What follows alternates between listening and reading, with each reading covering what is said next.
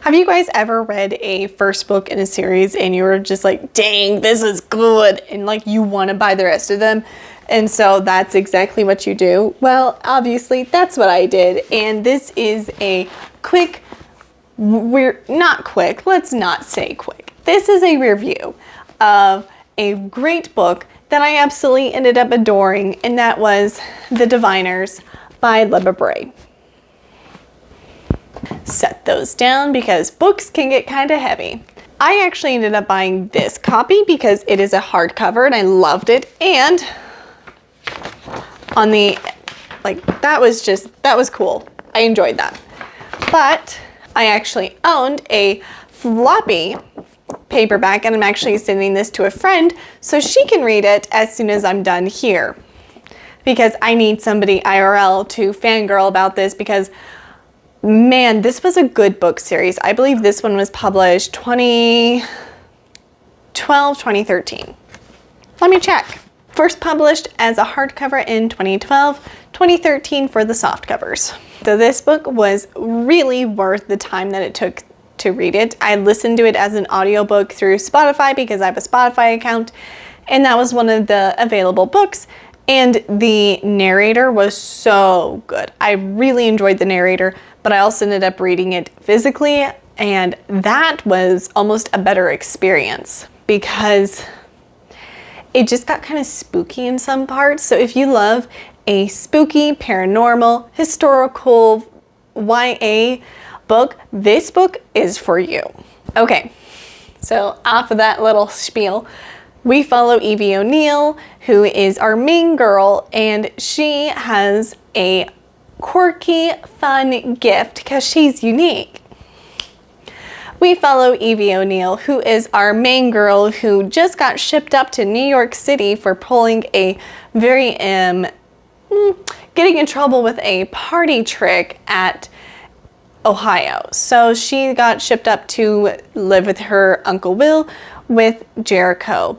Jericho is about her age. I believe he's 18 in it in the first book, and Jericho was a ward of the state. Will adopted him, and so they all live together. Jericho is now Will's apprentice, and Mabel, who is Evie's best gal in town, has the most adorable major crush on Jericho. It is quite cute seeing her get flustered. Now, I don't know if that's gonna go further, and I kind of don't want it to go, because throughout the book, like, this is so well done because you see different multiple points of views, and you get different parts of the story, and it's so stinking good. Who else in New York City we follow is going to be Memphis Campbell, Theta and Henry, Mabel Rose, Sam Lloyd, and Jericho Jones. Those are the main kind of group that we're going to be following, and I really enjoyed the antics and kind of how each of their stories kind of overlapped. Memphis is an African-American 17, 18-year-old gentleman, young adult, and he is probably my favorite character. He has a younger brother, and he adores him and tries to protect him and provide for him so much. His relationships with some of the women in his life are a little strenuous because he has different points of view kind of being pushed on him, and seeing how he interacts with that has been so good. Like, that was one of my favorite parts to read. Evie and Theta are definitely party gals. Theta is a Ziegfeld dancer, and Henry also plays the piano in the Ziegfeld Revue.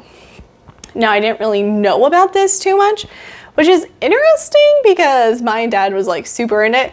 Anyways, they would have Ziegfeld girls would do dances and sing songs and just be very catchy, and definitely some of their outfits would be a little risque, especially for that time period.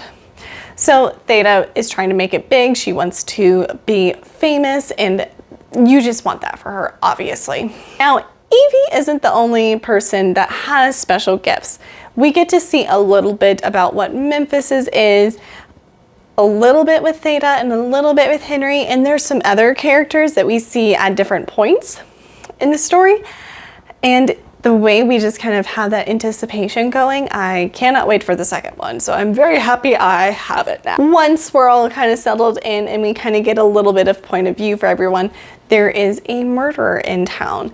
Now this murderer uses occult symbols on his victims, and so Evie's Uncle Will was called in because he owns the Creepy Crawly Museum of New York City, which isn't actually the name, and I actually had to pick up the book and find it, but it is technically the Museum of American Folklore, Superstition, and the Occult, which every good New Yorker knows it is the Museum of the Creepy Crawlies, which I loved their use of it.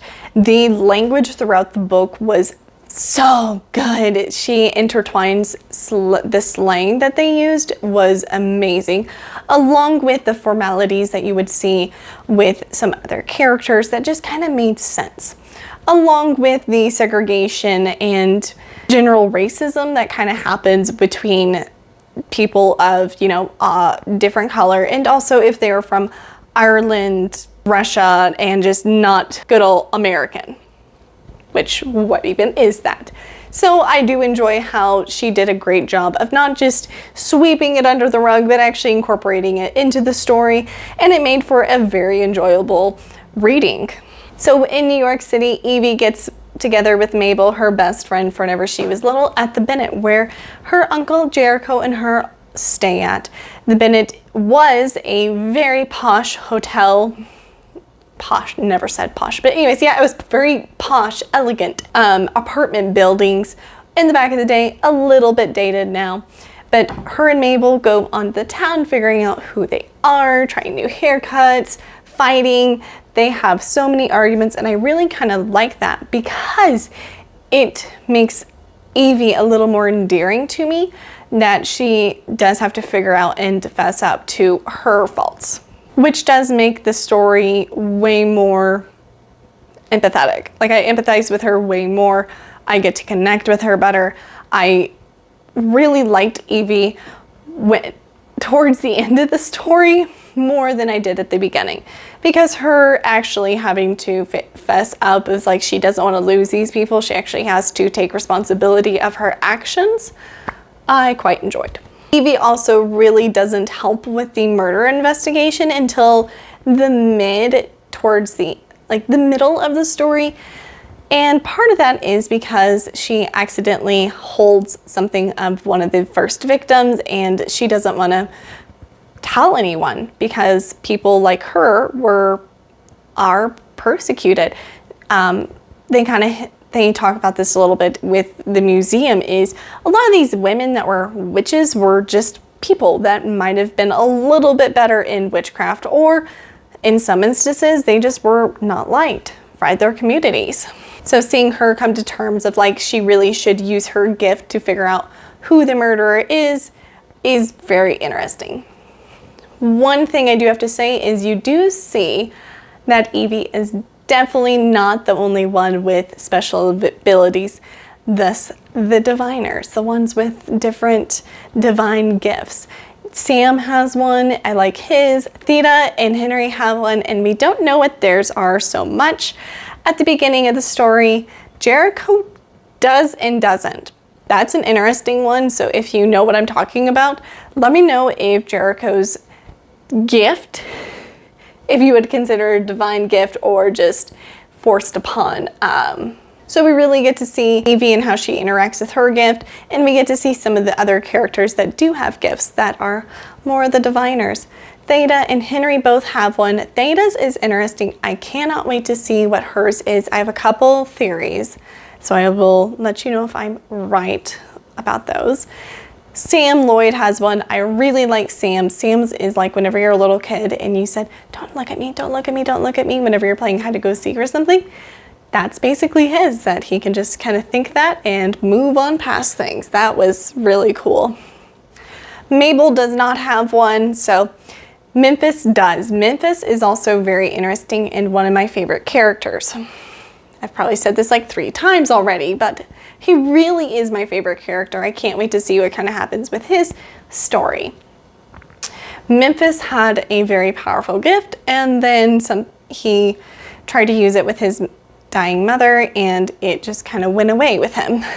And seeing that, and that it's maybe not as solid and innate to a person, I think is going to be a very interesting thing to explore.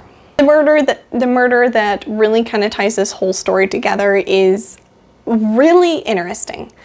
We get to see, as the reader, all of the murders. This is where it gets really creepy. We get to actually follow the victims of the murderer, Naughty John. And I do not feel like Naughty John is a secret at all, because in the first chapter, if you read it, that's the name. But it's also kind of like a race between the characters, and obviously us, the readers, seeing like who's going to be next, trying to figure that out, and the different hints that are kind of laid upon the way. I do think I'm going to reread this one at some point, because it was honestly so good. I quite enjoyed it. I think I'm going to enjoy the rest of the series. So I think that she started a really solid 1. I would personally give this book about a 4 out of 5 stars. There are some things that I didn't really enjoy, and I wish were done a little bit better. I am actually going to give this book a 5 stars, because honestly, it might be one of my favorite books now. Like, it was way better than I was expecting. The pacing was just right, with also how big of a book it was.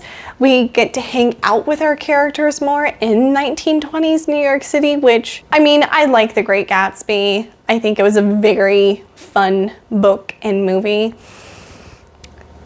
And the aesthetic of the 1920s, she does a great job of really putting you in there visually through the words, because, you know, this is a book. Anyways, if you guys have read this one, please let me know, because I would love to talk to somebody else about it. And if you have a favorite character, let me know. If you guys want to like and subscribe, that'd be awesome. Bye, guys.